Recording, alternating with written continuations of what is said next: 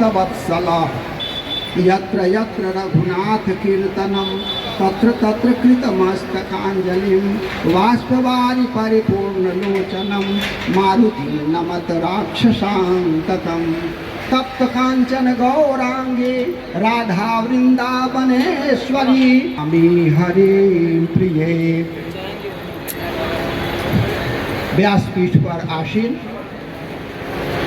परम पूज्य अनेक शास्त्रों के मर्मज्ञ, जिनके यहाँ श्रीमद् भागवत की व अनेक शास्त्रों की कथा पढ़ करके अनेक लोग विद्वान बन गए, उस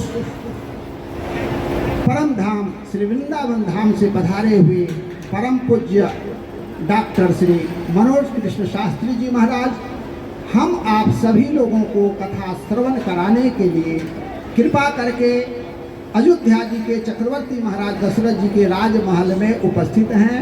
और हम लोगों का सौभाग्य है कि पूज्य श्री महाराज जी के द्वारा 8 दिनों तक बैठ करके भगवान की बड़ी मधुरमयी मंगलमयी कथा रसास्वादन करने का सौभाग्य प्राप्त होगा। इस कथा सत्र में पधारे हुए परम पूज्य विद्वत वरेण्य श्री स्वामी राम गोविंदाचार्य जी महाराज, रामायणी श्री रामकृष्ण दास जी महाराज,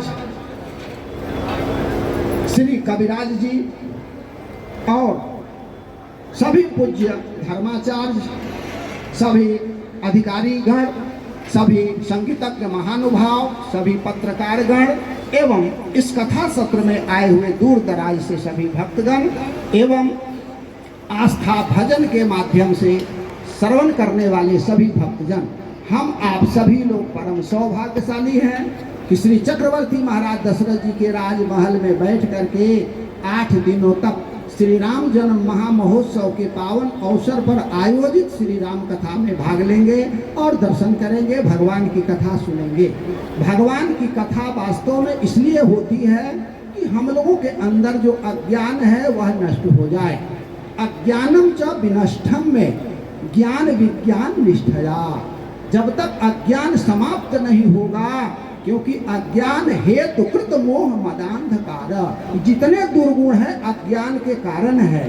जिस दिन अज्ञान हो जाएगा कि ये सब दुर्गुण है, वह खुद ही छूट जाएगा, छोड़ने की आवश्यकता नहीं पड़ेगी। जो भागवत जी की कथा श्रवण कर लेते हैं उनकी अज्ञानता मिट जाती है और उनके जीवन में भगवान का प्रकाश आ जाता है, जिसके द्वारा वह भगवान की भक्ति करने में अपने को लीन कर देते हैं और भगवान की कृपा उन पर बरसने लगती है। तो हम भगवान से प्रार्थना करते हैं कि आप लोगों के जीवन में भी भगवान की कृपा बरसती रहे और इसी प्रकार से आप लोगों को भगवान की कथा श्रवण करने का हमेशा सुलभ सौभाग्य प्राप्त होता रहे। इसके लिए कृपालु राम भूषण दास जी ने बड़ी मेहनत किया है, इसके लिए हृदय से साधुवाद है। और आप सभी लोगों के लिए मंगल कामना है, 2 बार भगवान के नाम का कीर्तन करें और उसके बाद व्यास जी के द्वारा ही हम लोग कथा श्रवण करें, क्योंकि कथा सुनाने के लिए तो श्री व्यास जी महाराज ही बैठे हुए हैं। तो समय न ज़्यादा लेकर 2 बार भगवान के नाम का कीर्तन कर लें।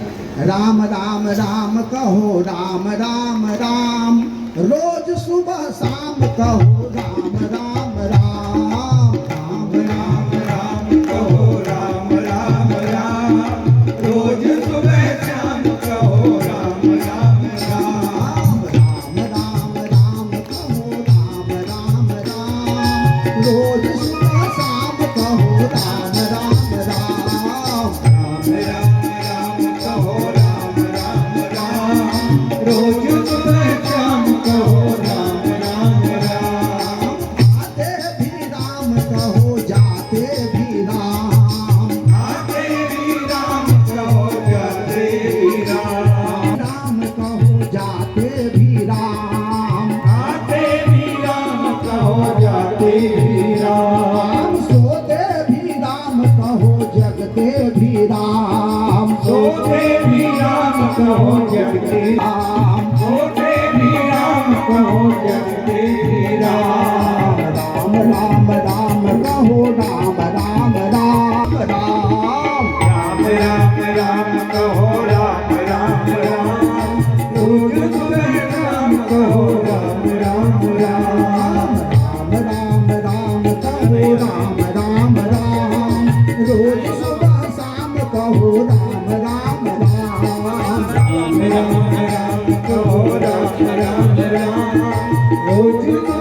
शाम कहो राम राम राम। रोज सुबह शाम कहो राम राम राम। रोज सुबह शाम कहो राम राम राम। श्री सीताराम जी महाराज के। श्री राधे जय सिया राम। आज श्री अवध में रामनवमी यानी श्री राम प्राकट्य उत्सव से पूर्व उसी उत्सव की श्रृंखला में परम पूज्य परम श्रद्धेय अनंत श्री विभूषित विंदुगाद्याचार्य जी महाराज के पावन सानिध्य में श्रीमद् भागवत का आयोजन हो रहा है, जो कि 7 दिवसीय सप्ताह होती है, लेकिन महात्मा के साथ में अलग 8 दिन का यहाँ पर हम कार्यक्रम यहाँ कर रहे हैं। और जो वृंदावन से मेरे साथ में आए वो तो हैं ही, लेकिन मेरे लिए सौभाग्य प्राप्त हो रहा है कि श्री अवध के संतों को कथा सुनाने का। और अद्भुत बात यह है कि भगवान श्री राम के पिता श्री चक्रवर्ती महाराज दशरथ जी के महल से मुझे आज्ञा ये प्राप्त हुई है, जिसमें आज कथा का सौभाग्य मुझे प्राप्त हो रहा है। प्रत्येक वर्ष की भांति इस वर्ष भी श्री राम जन्म महामहोत्सव के पावन अवसर पर इस साल श्री राम कथा एवं श्रीमद् भागवत कथा का आयोजन किया गया है। उसमें श्री वृंदावन धाम से परम पूज्य व्यास श्री डॉक्टर मनोज कृष्ण शास्त्री जी महाराज आए हुए हैं। 7 दिनों तक श्रीमद् भागवत की कथा श्रवण कराएंगे एवं नवमी के दिन श्री राम कथा कह करके भगवान के प्राकट्य की कथा कहेंगे। 8 दिनों तक भक्त लोग भगवान की कथा सुन करके आह्लादित होंगे। सबसे आग्रह है कि श्री राम कथा में चक्रवर्ती महाराज दशरथ जी के राजमहल में आवें और जिस जगह पर भगवान श्री राम ने प्रकट होकर स्वयं कथा सुनाई थी उस जगह पर बैठ करके कथा श्रवण करें। यही मंगल कामना है। जय सिया राम।